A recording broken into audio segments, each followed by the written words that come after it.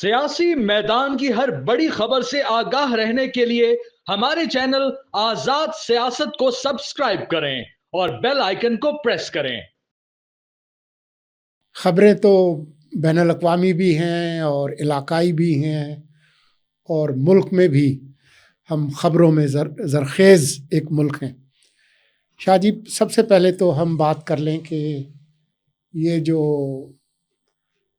بات چیت کے بارے میں جو بات چیت ہو رہی ہے اس کا کیا بننے والا ہے، خاص طور پر اس حوالے سے کہ شنید ہے کہ جو پیر ہے دسمبر کی 23 تاریخ کو 190 ملین پاؤنڈ کیس کا فیصلہ سنا دیا جائے گا۔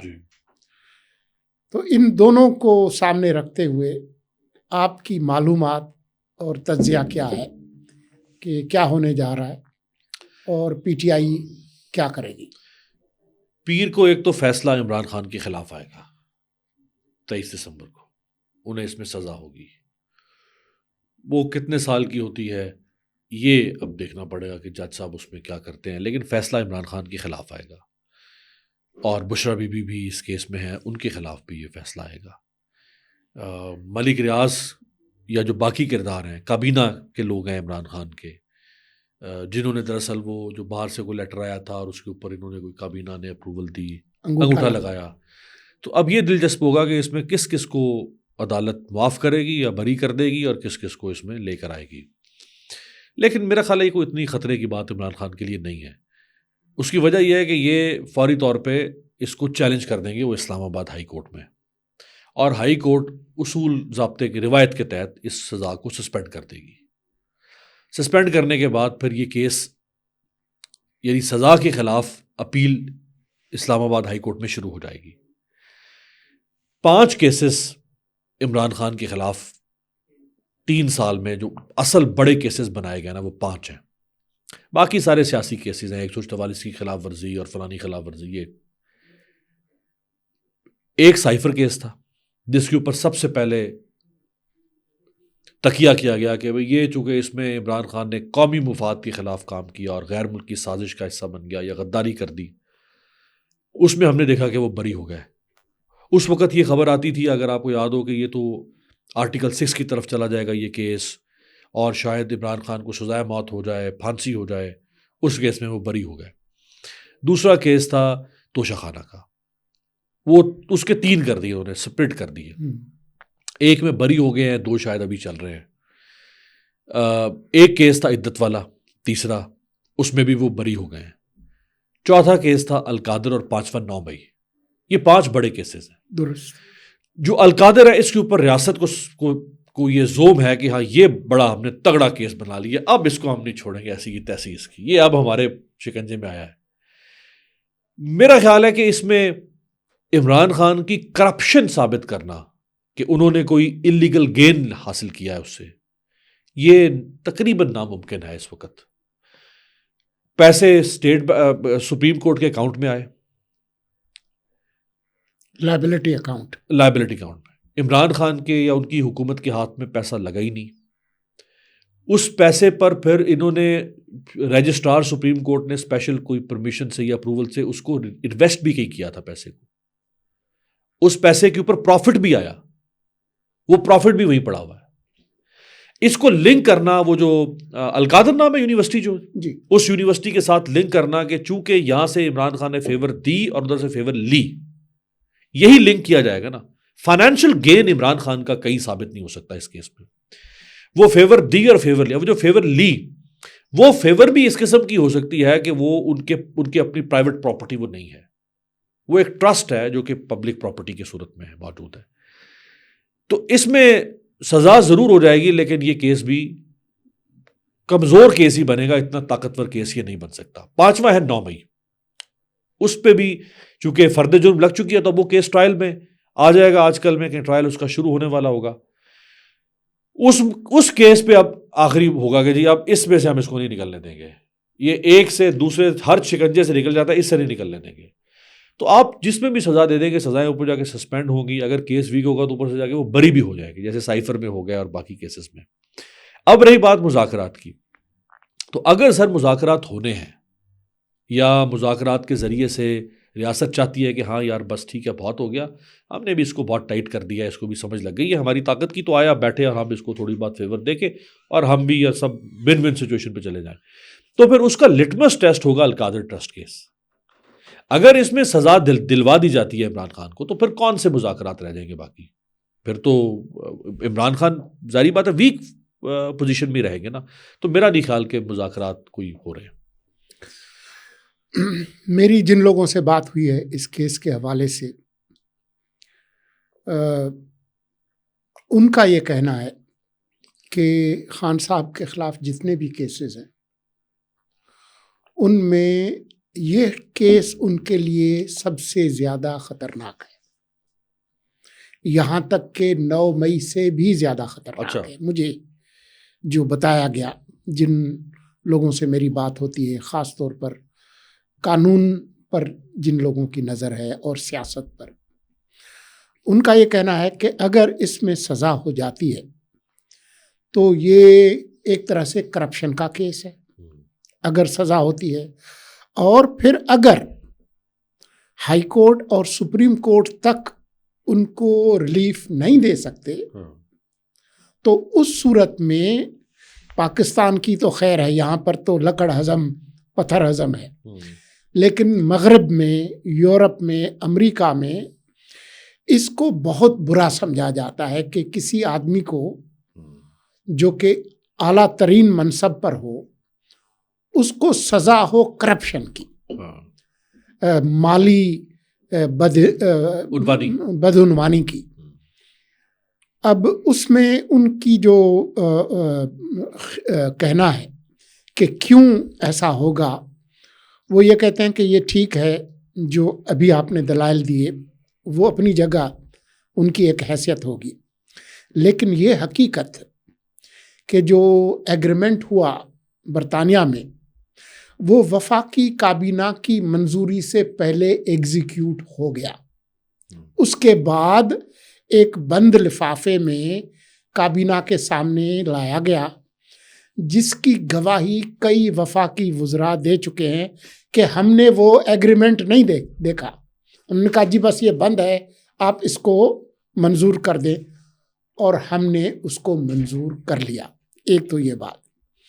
دوسری جو بات ہے وہ یہ ہے کہ برطانیہ میں ایک سیٹلمنٹ ہوا جس کے تحت کچھ پیسے پاکستان میں آنے تھے جن کو جانا تھا ریاست پاکستان کے پاس. اس معاہدے کی اس کابینہ کے فیصلے کے بعد یہ پیسے بجائے ریاست پاکستان کے ایکسچیکر میں آنے کے وہ ایک صاحب کے لائبلٹی اکاؤنٹ میں چلے گئے جو ان کو کورٹ میں دینے تھے, پے کرنے تھے. اب یہ حقیقت کہ وہ ایڈجسٹ ہو نہیں سکے یہ بھی ایک حقیقت ہے, لیکن وہاں جمع کرانے کا مقصد اس سے منافع کمانا نہیں تھا.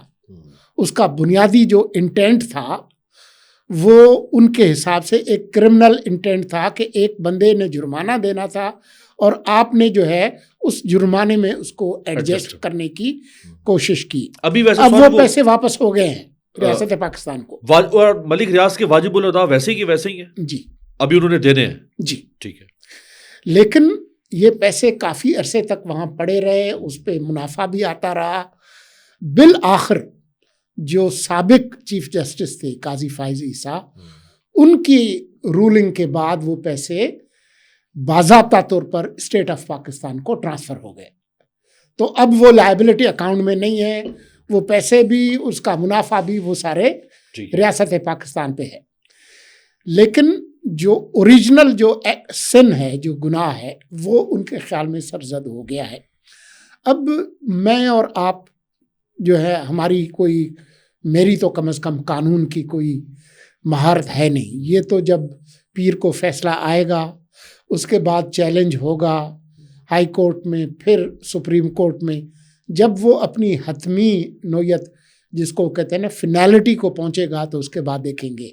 لیکن میرا یہ کہنا ہے کہ اگر یہ سپریم کورٹ نے بھی ان کو ریلیف نہیں دیا تو باقی جو کیسز ہیں 9 مئی کا وہ کہہ سکتے ہیں کہ جی میں تو جیل میں تھا، ٹھیک ہے، تو میں نے کہاں سے کرایا، تو اس کے لیے اور بہت سارے جواز دیے جا سکتے ہیں. لیکن یہ کیس جس نے 1 سال لیا ہے اور جس کے بارے میں خود خان صاحب اور ان کے وکلاء نے پروسیڈنگ کے دوران کہا ہے کہ ہمیں اس کیس کے چلنے کے دوران کوئی زیادہ بے قاعدگی نظر نہیں آ رہی، تو ایک طرح سے ان کا اطمینان کا اظہار ہے. اب میں آپ سے اتفاق کرتا ہوں کہ میرا بھی یہی خیال ہے جیسا آپ کا ہے کہ پیر کو ان کو اور ان کے اہلیہ کو سزا ہو جائے گی. کتنی؟ کچھ لوگ کہتے ہیں کہ جی 14 سال، ہاں پارلیمان کے 2 ٹرم تو کہیں نہیں گئے، یہ کہا جا رہا ہے. ہو سکتا ہے ان کا یہ خیال غلط ہو، اب اس کے لیے زیادہ انتظار نہیں کرنا پڑے گا، لیکن ہمیں پتہ چل جائے گا. لیکن میں آپ کے اس بات سے بھی اتفاق کرتا ہوں کہ بات چیت کے بارے میں جو بات چیت ہو رہی ہے یہ بات چیت ہی رہ جائے گی. یہ ایسا نہیں ہو سکتا کہ پی ٹی آئی خان صاحب کو سزا ہونے کے بعد کوئی مذاکرات کرے. تو میرے خیال میں وہ جس طرح کا بھی احتجاج کر سکتے ہیں، جتنی ان کی تنظیمی اور سیاسی طاقت ہے وہ کرتے رہیں گے. لیکن مجھے نہیں لگتا کہ یہ جو مذاکرات ہے اس کا مستقبل جو ہے وہ کوئی زیادہ شاندار ہے. میرے خیال میں اگر آپ نے اس پہ کوئی فالو اپ کمنٹ نہ کرنا ہے تو ہم سیدھے چلے جائیں جو امریکہ نے جو کل کارروائی کی ہے. میں صرف ایک کامنٹ کر، ایک تو ہمارا بالکل اتفاق ہے کہ ایک تو مذاکرات کوئی 0/0 ایکویشن بن رہی ہے، کوئی سمجھ میں نہیں آ رہا، وہ نہیں ہو سکتا ابھی. اور خان صاحب کو سزا جو ہے وہ بھی یقینی ہے، اس میں بھی کوئی دو رائے نہیں ہے. جہاں تک کرپشن کا معاملہ ہے تو بالکل دنیا کے سٹینڈرڈز میں تو یہ تصور ہی نہیں نا کہ پبلک آفس ہولڈر اور وہ فائنینشلی ذرا وہ کرپشن تو وہ ٹینٹڈ بھی ہو جائے تو وہ اس کا سارا کریئر ختم کر دیتے ہیں. جاپان میں تو خودکشی کر لیتے ہیں، خودکشی کر لیتے ہیں، ٹینٹڈ بھی ہو جائے، وہ کہتے ہیں بھائی ختم، حقہ پانی بند، ناطقہ کلوز. لیکن ہم نے بھی تو یہاں بڑے بڑے کرپشن سکینڈل والے دیکھے ہیں اور پھر ہم نے ان کو وزیر اعظم بھی بنا دیا اور ان کو واپس ملا. تو ہم اس سرزمین میں بہت کچھ یہ لینڈ آف پیور جو ہے اس میں اگر باقی کچھ بھی ہو سکتا ہے. اگر ہم نے بڑے بڑے کرپشن والے اسکینڈل پی گئے ہیں تو یہ بھی پی جائیں گے ہم، اگر ہم اس پہ ہماری کوئی ناک نہیں کٹی تو اس پہ ہمارے ملک میں ہمارا ملک جو ہے یہاں پر لکڑ ہضم پتھر ہضم ہے. یہاں پر جو ہے وہ طیارہ ہائی جیکنگ کیس سے لے کے وہ دوبارہ 3 دفعہ وزیر اعظم تو نواز شریف صاحب بن چکے، وہ اس کے بعد بن گئے ماشاءاللہ. تو یہاں پر بہت کچھ ہو سکتا ہے. تو میرے خیال میں ہم مختصر آخر میں بات کر لیں جو کل رات کو اسٹیٹ ڈپارٹمنٹ کا جو پریس ریلیز آیا ہے جس میں پاکستان کے میزائل پروگرام کے حوالے سے 3 اینٹیز پہ انہوں نے 4 پہ انہوں نے وہ بین کیا ہے. آپ ذرا اس پہ کر لیں بات تاکہ پھر میں اختتامی الفاظ. میرا خیال ہے اس کے 2 پہلو ہیں، ایک ہے سیاسی، ایک ہے دفاعی پہلو یا قانونی پہلو. جو دفاعی یا قانونی پہلو ہے تو اس میں ایک تاریخ ہے کہ کچھ لوگ بڑا اس پہ خوش ہو رہے ہوں گے یا کہہ رہے ہوں گے جی وہ یہ ہو گیا امریکہ نے. نہیں بھائی، امریکہ نے اس سے پہلے بھی متعدد بار پاکستان کے میزائل پروگرام پہ یا نیوکلیر پروگرام پہ سوالات اٹھائے ہیں. درست. اور خاص طور پہ جو ہمارا بیلسٹک میزائل پروگرام ہے، یہ جو شاہین سیریز ہے پوری، شاہین 1 جو تھا سولنگی صاحب وہ 700 میٹر کی رینج تھی اس کی. شاہین 2 اور پھر جو شاہین 3 آیا یہ 2740 میٹر کی اس کی رینج ہے. اور یہ ہم نے صرف انڈیا کی وجہ سے میٹر یا کلومیٹرز، سوری کلومیٹر، جی وہ ہم نے انڈیا کی رینج کے مطابق اس کو بنایا. ہم یہاں بیٹھ کے انڈیا کی کسی بھی نیوکلیر انسٹالیشن کو ہٹ کر سکتے ہیں جو ہمارا رائٹ ہے. اور ہم نے ہمیشہ کہا کہ ہمارا اوفینسو پروگرام نہیں ہے، ہمارا ڈیفینسو پروگرام ہے. اسی طرح سے ہم نے پھر ایک ابابیل لانچ کیا. ابابیل 1 آیا تھا 2017 میں اور ابابیل 2 آیا 2023 میں، لاسٹ ایئر. ابابیل 2 جو ہے یہ بیسیکلی شاہین 3 کی نیکسٹ جنریشن ہے. سو پاکستان کی جو میزائل ٹیکنالوجی ہے وہ دنیا میں بڑی ایڈوانسڈ ہو رہی ہے. ہمارے ساتھ ایران کی بڑی اچھی ہے، کوریا کی بہت اچھی ہے. پاکستان اس وقت ایٹ پار ہے دنیا میں اپنی میزائل ٹیکنالوجی کے. ہمارے ہی کاؤنٹر پہ انڈیا نے جو اگنی 5 بنایا وہ 5000 سے لے کے 8000 کلومیٹر کی رینج تک ہے. ہمیں تو وہ 4 چکر لگا سکتا ہے نا پاکستان کے، ہماری تو اتنی لمبائی نہیں ہے 8,000 کلومیٹر. یہ ہمارا رائٹ ہے اس کو بنانا. اگر ہمارا مخالف اس خطے میں وہ آرمز ریس میں آ سکتا ہے تو پھر ہمیں بھی اپنے دفاع کے لیے کچھ نہ کچھ کرنے کا حق ہے. یہ تو ہے دفاعی اور قانونی پہلو. اب آ جائیں سیاسی پہلو. سیاسی پہلو اس کا جوڑا جا رہا ہے جو بھی اس وقت امریکہ میں رجیم چینج، وہاں پہ ٹرمپ، پاکستان کے خلاف سٹیٹمنٹس، رچرڈ گرینل، فلانا ڈمکانا. تو اگرچہ یہ ڈیولپمنٹ بائیڈن ایڈمنسٹریشن کے دور میں ہوئی ہے اور یہ سپتمبر 2024 میں بھی ہو چکی ہے، یہ لوگوں کو یاد نہیں آ رہا، یہ سپتمبر میں بھی اس سے ریلیٹڈ ڈیولپمنٹ ہو چکی ہے. تو مجھے نہیں لگتا کہ شاید اس کا اس انتظامیہ کا اس ایکشن کا مقصد یہ ہے کہ وہ کوئی عمران خان کے ساتھ لنک کرنا چاہتے ہیں. ہاں یہ چیزیں ڈیولپ ہوتی رہیں اور اوپر سے ٹرمپ جب آئے گا 20 جنوری کو تو کیا وہ اس ایشو کو ہمارے خلاف استعمال کر سکتا ہے؟ یہ نہیں، یہ وہ انپریڈکٹیبل آدمی ہے، اس کے بارے میں کچھ نہیں کہہ سکتے. میرے خیال میں آپ نے بہتر طریقے سے اس کو سم اپ کیا. پاکستان کا ایٹمی اور میزائل پروگرام امریکہ میں جتنی بھی حکومتیں آئی ہیں کسی کو بھی پسند نہیں آیا. جب پاکستان نے ایٹمی دھماکہ نہیں کیا تھا 1998 کا، اس سے بہت پہلے پاکستان کا ایٹمی پروگرام ایک ایڈوانس شکل میں تھا ضیاء الحق کے زمانے میں. لیکن اس وقت کیونکہ ہم سوویت یونین کے خلاف امریکہ کا جہاد لڑ رہے تھے تو امریکہ نے اپنی آنکھ جو ہے وہ میچ لی تھی. تو لیکن اس کے باوجود انہوں نے کبھی بھی ہمارے ایٹمی اور نیوکلیئر پروگرام کو قبول نہیں کیا. جب پاکستان اور امریکہ کے تعلقات میں زیادہ کوئی غیر یا ناخوشگوار لمحات آئے ہیں تو انہوں نے ہمارا زیادہ بازو مروڑا ہے. جب ان کو ہماری ضرورت پڑی ہے تو انہوں نے آنکھیں ادھر ادھر کر لی ہیں. یہ ایک تاریخی حقیقت ہے.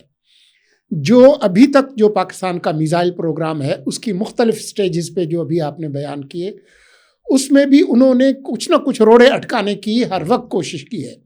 لیکن جو انٹرنیشنل مارکیٹ ہے اس میں ڈوئل یوز کے حوالے سے ادھر ادھر سے چیزیں لے کر امریکہ نے بھی اپنا پروگرام کیا ہے، دوسرے ملکوں نے بھی کیا ہے، چین نے بھی کیا ہے، ہم بھی کرتے رہیں گے. کوئی اس سے کوئی خاص فرق نہیں پڑنے والا.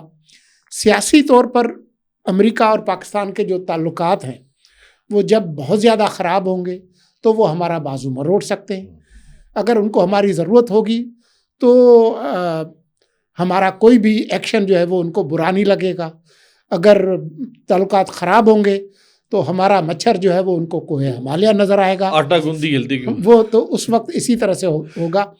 لیکن سیاسی طور پر اگر ہمارے کوئی سیاسی لوگ اس طرح کی پاکستانی ریاست کی مشکلات پر اگر کوئی بغلیں بجا رہے ہیں تو میں سمجھتا ہوں کہ یہ بہت افسوسناک ہوگا. ایک پاکستانی کے طور پر آپ کا جماعت کسی بھی جماعت سے تعلق ہو، جو پاکستان کے جو قومی مفادات ہیں اس پر آپ کا موقف وہی ہونا چاہیے جو کہ پاکستانی ریاست کا ہونا چاہیے. اور میزائل پروگرام وہ فوج کا نہیں ہے، وہ اس ملک کا ہے، پورے اس پاکستان کی ریاست کا ہے. اور یہ ایک دفاعی ہے. پاکستان نے نہ ایٹمی پروگرام میں کوئی پہل کی ہے، اس کی پہل بھی جو ہے وہ بھارت نے کی ہے، اور اسی طرح سے میزائل پروگرام میں. تو ہمارا جو پروگرام ہے وہ جارحانہ نہیں ہے، دفاعی ہے. اور لیکن میرا اور آپ کا اتفاق ہے کہ یہ کوئی بہت زیادہ پریشانی کی بات نہیں ہے. اسی کے ساتھ ہم آج کی اس گفتگو کو ختم کریں گے اور پھر آپ سے ملاقات ہوگی پیر کے روز.